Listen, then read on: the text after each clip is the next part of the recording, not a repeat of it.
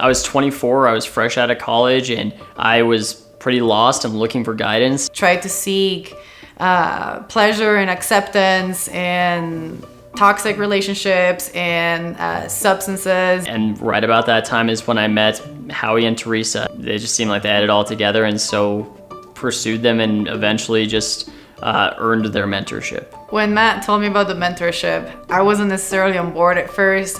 He asked me to trust him.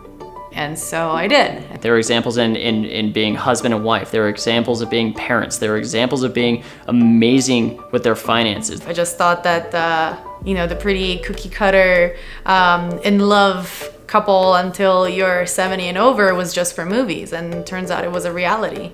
And we're like, oh my gosh, how? I just saw their blessed lives. And one of the key factors is that their life revolved around Jesus. We noticed and we knew that they put Jesus Christ in the center of their life.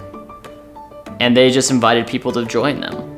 At first, obviously, like here, right? Let me see if I can figure out a different way to do it, but God or Christ just always seemed to be at the center for them. It just always seemed to be the starting point for everything.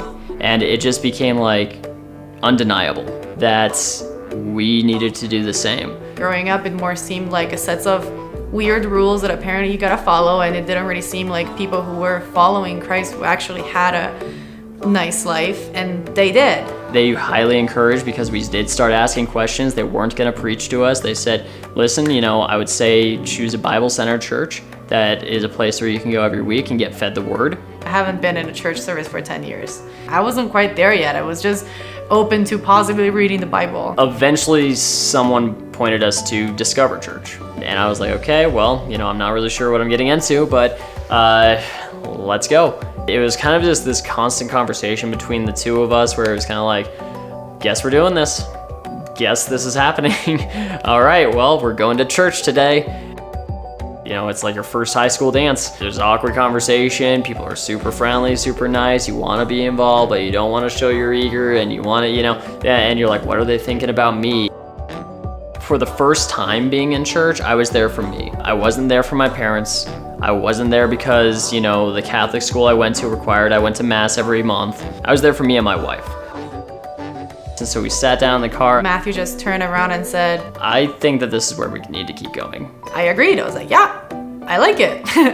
We kept on going ever since. One of the big blessings that have happened through this journey is reconnecting with my father. I've always known that he was religious, that he was a man of faith.